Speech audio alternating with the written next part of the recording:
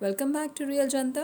आज आपको यहाँ पे हम कार्तिक की विशेष कथाएं सुनेंगे और इससे भी हम ये जानेंगे कि कैसे 5 दिनों में हम पूर्ण महीने का फल 5 दिन की पूजा करने मात्र से पा सकते हैं। जाटक भाटक की कथा। एक जाटक था और एक भाटक।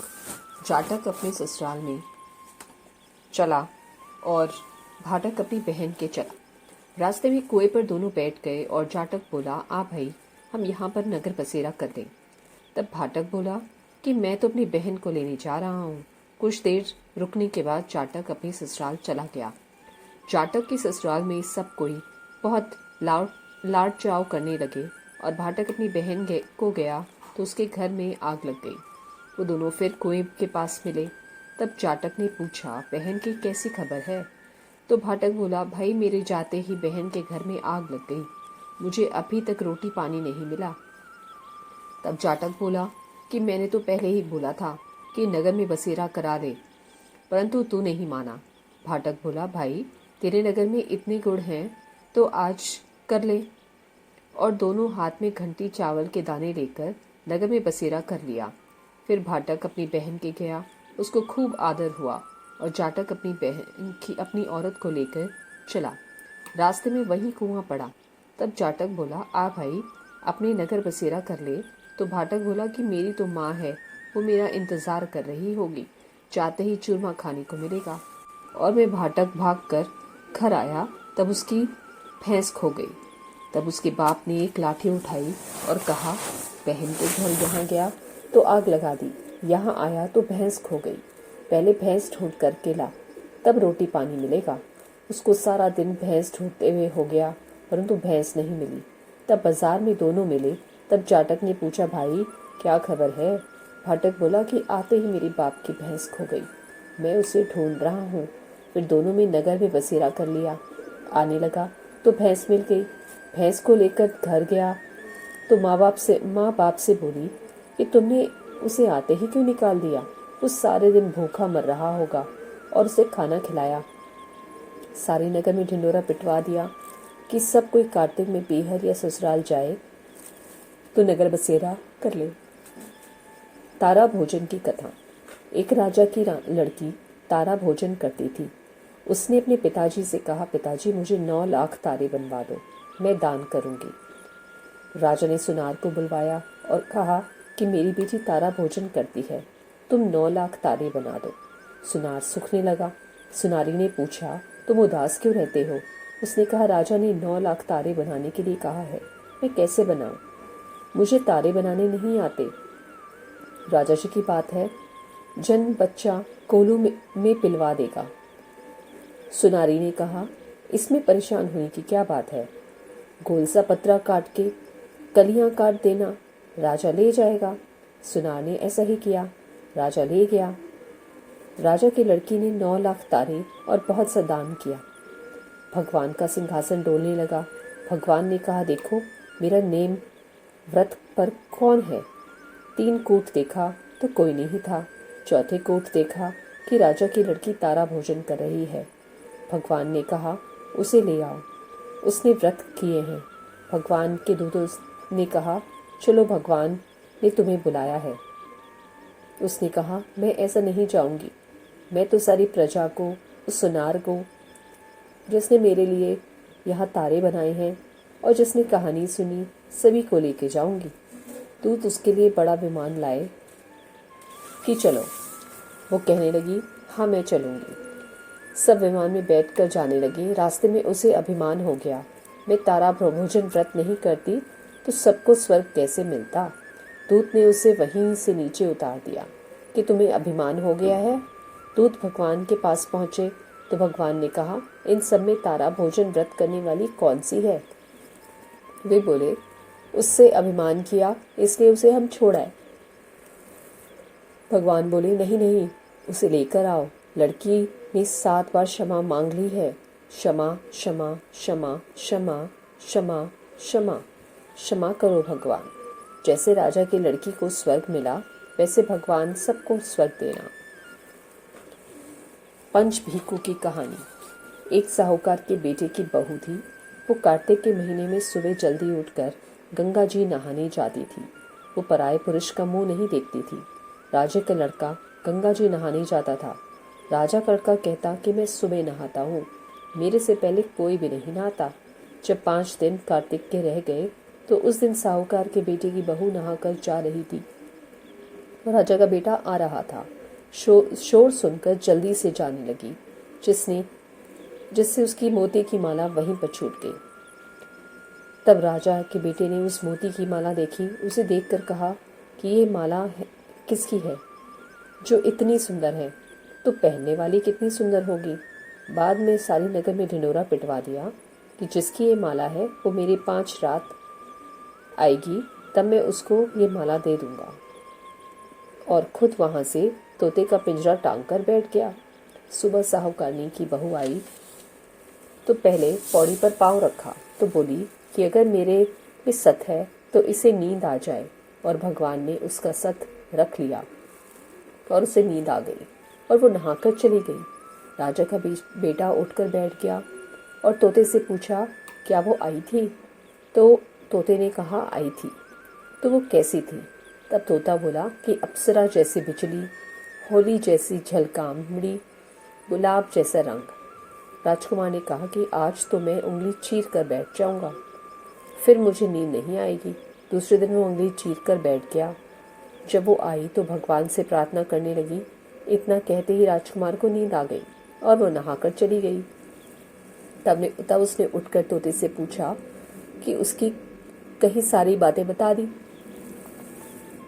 तो राजकुमार बोला, मैं आंखों में मिर्च डालकर बैठूंगा।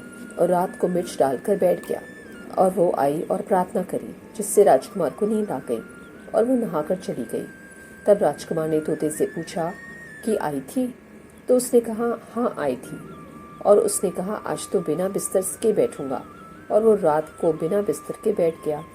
जब वो नहाने आई तो भगवान ने से वही बात कहकर राजकुमार को नींद आ गई। जब वो नहाकर जाने लगी तो आंख बंद करके चली गई। राजकुमार ने उठकर देखा कि वो नहाकर चली गई और वो बोला कि आज तो मैं आग की अंगीठी रख कर बैठूंगा, जिससे नींद नहीं आएगी। और अंगीठी रख कर बैठ गया। साहूकार की बहू आई तो भगवते से पूछा कि वो आई थी? तो उसने कहा, हाँ वो आई थी और उसने अपनी माला मंगवाई है। तब राजकुमार ने सोचा, वो तो सच्ची थी, उसका तो भगवान ने सत रख दिया। थोड़े दिन में राजकुमार के शरीर में कोढ़ निकल आया और वो तड़पने लगा। राजा ने ब्राह्मण को बुलाकर पूछा कि मेरे बेटे का शरीर क्यों जल रहा है। तब ब्राह्मण ने कहा कि वो पतिव्रता स्त्री पर बुरी नजर रखता है, परंतु आज की रात और निकाल दो। भगवान ने उसका सत रख दिया और उसे नींद आ गई। जब वो नहाकर जाने लगी तो तोते से बोली कि पापी हत्यारे से कह दिया कि तेरी 5 रात पूरी हो गई, इसलिए मेरी मोतियों की माला मेरे घर भेज देना। फिर राजा के लड़के ने तोते से पूछा कि वो आई थी? तो वो बोला कि वो आई थी और उसने अपनी माला मंगवाई है। तब राजकुमार ने सोचा कि वो तो सच्ची थी, उसको तो भगवान ने सत रख दिया। थोड़े दिनों में राजकुमार के शरीर में कोढ़ निकल आया और वो तड़पने लगा कि राजा ने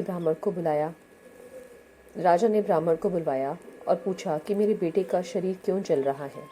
तब ब्राह्मण ने कहा कि वो पतिव्रता स्त्री पर बुरी नज़र रखता है, इसलिए ये रोग लगा है। तब राजा ने पूछा कि अब कैसे ठीक होगा। तब ब्राह्मण ने कहा कि उस साहूकार की बहू को धर्म की बहन बना ले और उसके नहाए हुए जल से नहाए तो उसका कोढ़ ठीक हो जाएगा। राजा उसकी माला लेकर घर गया और साहूकार से कहा कि ये माला आपकी बहू की है और उसके नहाए हुए जल से मेरे बेटे को नहला दो।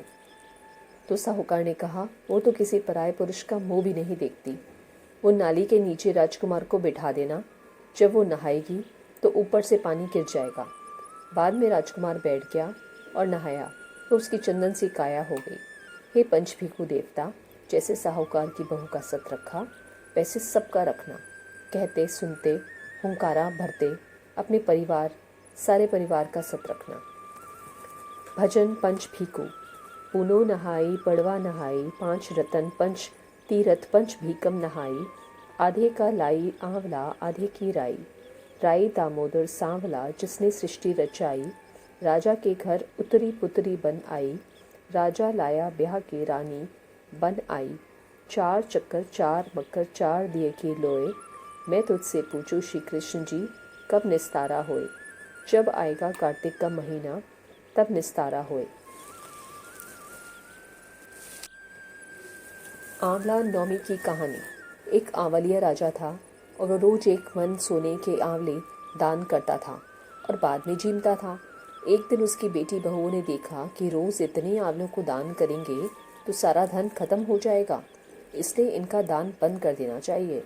फिर पुत्र आया और राजा को दान करना बंद कर दो कह के चला गया और बोला कि ऐसे तो आप सारा धन लुटा देंगे। तब राजा और रानी उजाड़ में जाकर बैठ गए और वो आंवलों का दान नहीं कर सके, इसलिए उन्होंने कुछ भी नहीं खाया। तब भगवान ने सोचा कि अगर हमने इनका सत्य नहीं रखा तो दुनिया में कोई हमें नहीं मानेगा। तब भगवान ने सपने में कहा कि तुम उठो, तुम्हारे पहली जैसी रसोई हो गई है और आंवले का वृक्ष लगा हुआ है, तुम दान करो और जीम लो। तब राजा रानी ने उठकर देखा, पहले जैसा राजपाट हो गया है, सोने के आंवले वृक्ष पर फैले हुए हैं। तब राजा रानी सवा मन आंवले का दान करने लगे। वहां पर बेटे बहू के धर्म अन्नदाता का बैर पड़ गया। आसपास के लोगों ने कहा कि जंगल में एक आंवलिया राजा है, सो तुम वहां चले जाओ तो तुम्हारा दुख दूर हो जाएगा। वो दोनों वहां पहुंच गए। वहां पर रानी अपने बेटे को बौर बहू को देखकर पहचान गई और अपने पति से बोले कि इन लोगों से काम तो कम कराएंगे और मजदूरी ज़्यादा देंगे। एक दिन रानी ने अपनी बहू को बुलाकर कहा कि मुझे सिर सहित नहला दे। बहू सिर धोने लगी तो बहू के आंख में से एक पानी निकलकर रानी की पीठ पर पड़ा। तब रानी बोली कि मेरी पीठ पर आंसू क्यों गिरे हैं, मुझे बताओ। तो वो बोली कि मेरी भी सासू के पीठ पर ऐसा ही मस्सा था और हमने उसे घर से निकाल दिया। अब वो एक मन आंवले का दान करते थे तो हमने उन्हें भगा दिया। तब सासू बोली कि हम ही तुम्हारे सास ससुर हैं, तुमने हमें निकाल दिया था पर वो भगवान ने हमारा सत रखा है। हे भगवान, जैसे राजा रानी का सत रखा वैसे सबका रखना, कहते सुनते सारे परिवार का सत रखना।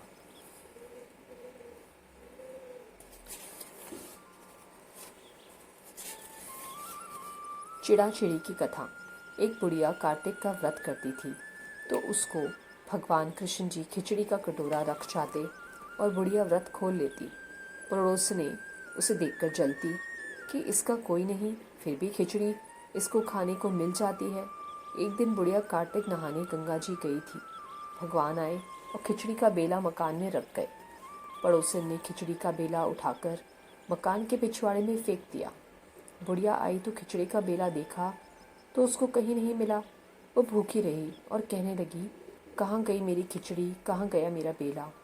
पिछवाड़े में उस खिचड़ी के 2 फूल बनकर उग गए। एक दिन राजा शिकार खेलने गए तो बुढ़िया के घर के बाहर से जा रहे थे तो उनको ये फूल दिखाई दिए।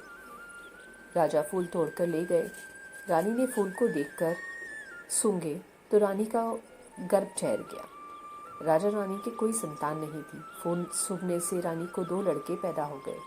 वो लड़के बड़े होने लगे पर बच्चे किसी से भी नहीं बोलते थे। दोनों लड़के शिकार खेलने जाते तो रास्ते में बुढ़िया मिलती। बुढ़िया कहती, कहाँ गई मेरी खिचड़ी, कहाँ गया मेरा बेला। लड़के कहते, हम ही तेरी खिचड़ी, हम ही तेरा बेला। जब भी लड़के शिकार खेलने जाते बुढ़िया कहती तो लड़के वही जवाब देते। राजा को पता चला। राजा ने बुढ़िया को बुलाया और कहा, हमसे तो ये बोलते नहीं, तुमसे कैसे बोलते हैं। बुढ़िया ने कहा कि मुझे इस बात का नहीं मालूम, लेकिन मैं कार्तिक व्रत करती तो कृष्ण भगवान मुझे खिचड़ी दे जाते। तो एक दिन मुझे खिचड़ी नहीं मिली। तब मैं कहने लगी कि कहाँ गई मेरी खिचड़ी, कहाँ गया मेरा बेला। तब लड़के बोले कि तुम्हारी पड़ोसन ने खिचड़ी फेंक दी थी और उसको फूल बन गए। राजा तोड़ कर ले गए और उससे हम लड़के हो गए। हमें तो भगवान ने बुढ़िया माई के लिए भेजा है। तब राजा ने बुढ़िया को अपने महल में ही रख लिया। नितनेम की कहानी। एक बूढ़ा बाबा था, खान कमावन जावे था। रास्ते में मंदिर पड़े था। वो बहुत सी औरतें बैठी नितनेम की कहानी कह रही थी। बाबा बोला, हे बेबे, तुम ये क्या कर रही हो? वे बोली, बाबा, हम नितनेम की कहानी कह रही हैं, तुम भी सुन लो। वार सोमवार, वार मंगलवार, वार बुधवार, वार बृहस्पतिवार, वार शुक्रवार, वार शनिवार, वार रविवार, पीछे आया सोमवार, महादेव का वार। 9 निध 12 सिद्ध, बूढ़े बाबा तेरा पास आसरा, भरियो पीहर सासरा। धन के ढेर लग गए। बाबा, तेरे भाग का हुआ है, मेरे भाग का होगा तो घर में ही हो जाएगा। घर गया। बुढ़िया बोली, कुछ कमा के लाया? बूढ़ा बोला, मैं हाँ बहुत कुछ कमा के लाया। नितनेम का नियम लाया, जगा जोत की रोटी लाया, लोटा भर के पानी का, चावल चीनी के दाने लिया। नितनेम की कहानी कहेंगे। नितनेम की कहानी कही। वार सोमवार, वार मंगलवार, वार बुधवार, वार बृहस्पतिवार, वार शुक्रवार, वार शनिवार, वार रविवार, पीछे आया सोमवार, महादेव का वार। 9 निध 12 सिद्ध, बूढ़े बाबा तेरा आसरा, भरियो पीहर सासरा। तुम्हारे तो बहुत हो गया, बेटी के बेल ले आए। बेटी के घर गया। बोला, बेटी तू दुखी के सुखी? बेटी बोली, बाबा मैं तो बहुत दुखी हूँ। हो तो खा ले, ना तो मुंह पे हाथ फेर के सो जा। कोई बात ना बेटा, सब कुछ हो जाएगा। नितनेम का नियम ही ले ले।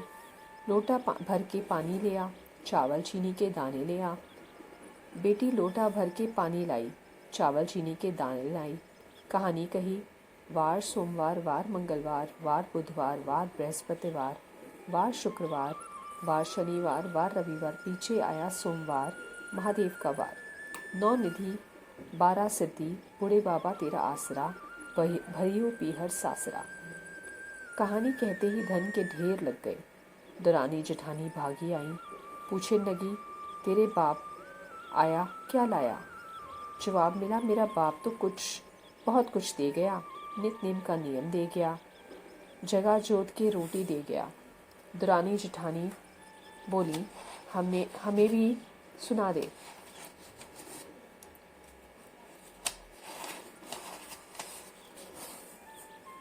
वो बोली, तुम भी सुन लो।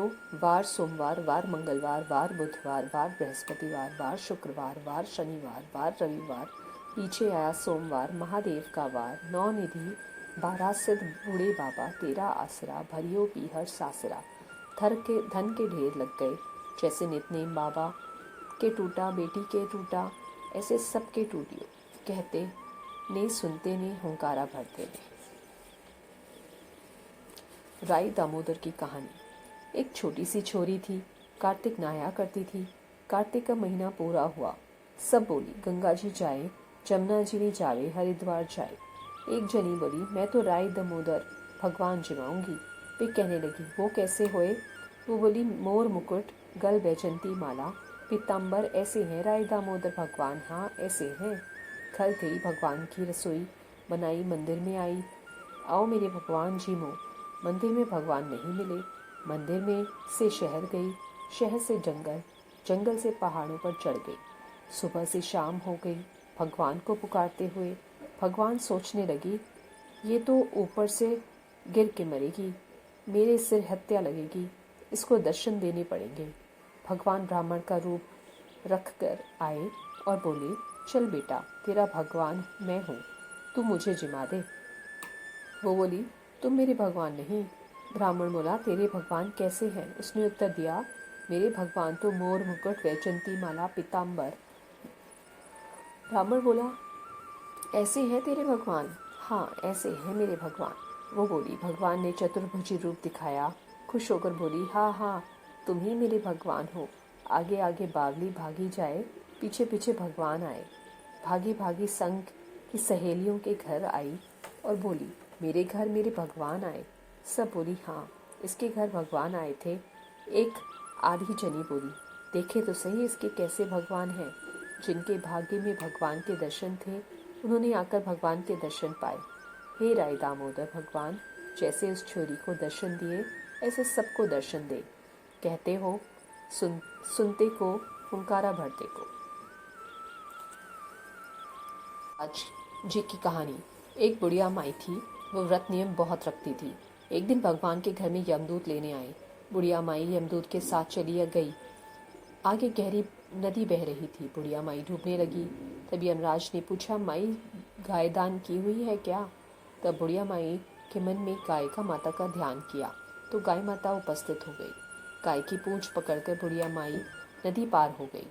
आगे गई तो काले कुत्ते खाने को दौड़ पड़े। तब यमराज ने पूछा, कुत्ते को रोटी दी है क्या? बुढ़िया माई ने कुत्ते का ध्यान किया तो कुत्ते चले गए।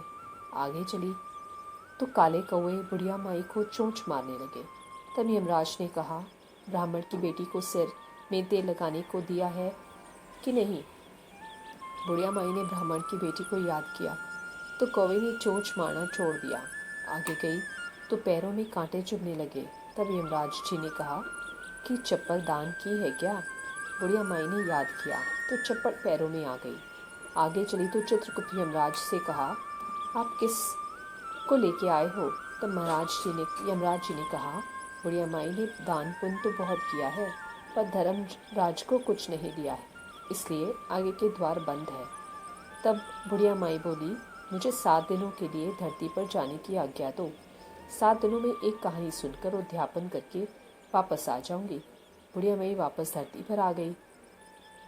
पूरे गांव में खबर फैल गई कि बुढ़िया माई भूतनी का रूप धारण करके आ गई। अब वो अपने घर को गई तो बेटे बहू ने भूतनी समझकर घर के द्वार बंद कर दिए। तब उसने अपने बेटे और बहू से कहा कि मैं भूतनी नहीं हूँ, मैं तो धर्मराज के कहने के अनुसार वापस आई हूँ। भीष्म पंचक। ये व्रत कार्तिक शुक्ला एकादशी से प्रारंभ होकर पूर्णिमा को समाप्त होता है। इसको पंचभीका भी कहते हैं। कार्तिक का स्नान करने वाली स्त्री पुरुष 5 दिन निराहार निर्जला व्रत करते हैं। अर्थ धर्म काम मोक्ष के लिए वो व्रत किया जाता है। वैकुंठ चतुर्दशी। कार्तिक शुक्ल पक्ष चतुर्दशी को ये व्रत मनाया जाता है। इस तिथि को वैकुंठवासी भगवान विष्णु को विधिवत पूजा करके तथा स्नान आचमन कराकर बाल भोग लगाए। तत्पश्चात प्रसन्न मन से पुष्प धूप चंदन और सुगंधित पदार्थों से आरती करें। वैकुंठ चतुर्दशी की कथा। एक बार नारद जी मृत्युलोक घूमकर वैकुंठ पहुंचे। भगवान विष्णु ने प्रसन्नता पूर्वक बैठाते हुए आने का कारण पूछा। नारद जी ने कहा, भगवान आपने अपने नाम पर तो कृपा नदी रख लिया है, किंतु इससे तो केवल आपके प्रिय भक्त ही तर पाते हैं, सामान्य नर नारी नहीं। इसलिए आप कृपा करके ऐसा सुलभ मार्ग बताएं जिससे लोक के निम्न स्तरीय भक्त भी मुक्ति पा सके। इस पर भगवान बोले, हे नारद सुनो, कार्तिक शुक्ल पक्ष चतुर्दशी को नर नारी व्रत का पालन करते हुए श्रद्धा भक्ति से पूजा करेंगे। उनके लिए साक्षात स्वर्ग होगा। उसके बाद ये जय विजय को बुलाकर कार्तिक चतुर्दशी को स्वर्ग द्वार खुला रहने का आदेश दिया। भगवान ने वो भी बताया कि उस दिन जो मनुष्य किंचित मात्र भी मेरा नाम लेकर पूजन करेगा उसे वैकुंठ धाम मिलेगा। वैकुंठ चतुर्दशी की कथा दूसरी। महाभारत का युद्ध होने पर जिस समय भीष्म पितामह सूर्य के उत्तरायण होने की प्रतीक्षा में शरशैया पर शयन कर रहे थे, उस समय भगवान श्री कृष्ण 5 पांडवों के साथ लेकर उनके पास गए। उपयुक्त अवसर जानकर युधिष्ठिर ने भीष्म पितामह से प्रार्थना करी कि आप हमें राजधर्म संबंधी उपदेश देने की कृपा करें। तब भीष्म पिता ने 5 दिनों तक राजधर्म, वर्ण धर्म, मोक्ष धर्म आदि पर उपदेश दिया था। उनका उपदेश सुनकर श्री कृष्ण संतुष्ट हुए और बोले कि पितामह, आपने कार्तिक शुक्ल एकादशी से पूर्णिमा तक 5 दिनों में जो धर्म में उपदेश दिया है उससे मुझे बड़ी प्रसन्नता हुई है। मैं इसकी स्मृति से आपके नाम पर भीष्म पंचक व्रत स्थापित करता हूँ। जो लोग इसे करेंगे वो जीवन भर विविध सुख भोगकर अंत में मोक्ष को प्राप्त करेंगे। कार्तिक पूर्णिमा। इस दिन महादेव ने त्रिपुरासुर नामक राक्षस का संहार किया था, इसलिए इसे त्रिपुरी पूर्णिमा भी कहते हैं। इस तिथि को भगवान का मत्स्य अवतार हुआ था। इस दिन गंगा स्नान, दीपदान आदि का विशेष महत्व है। इस दिन यदि कृतिका का नक्षत्र हो तो महाकार्तिकी होती है। भरनी होने से विशेष फल देती है। विधान: ओम नमो भगवते वासुदेवाय मंत्र से भगवान श्री कृष्ण की पूजा की जाती है। 5 दिनों तक लगातार घी का दीपक जलता रहना चाहिए। ओम विष्णुवे नमः स्वाहा मंत्र से घी, तिल और जौ का 100 आहुतियाँ देते हुए हवन करना चाहिए।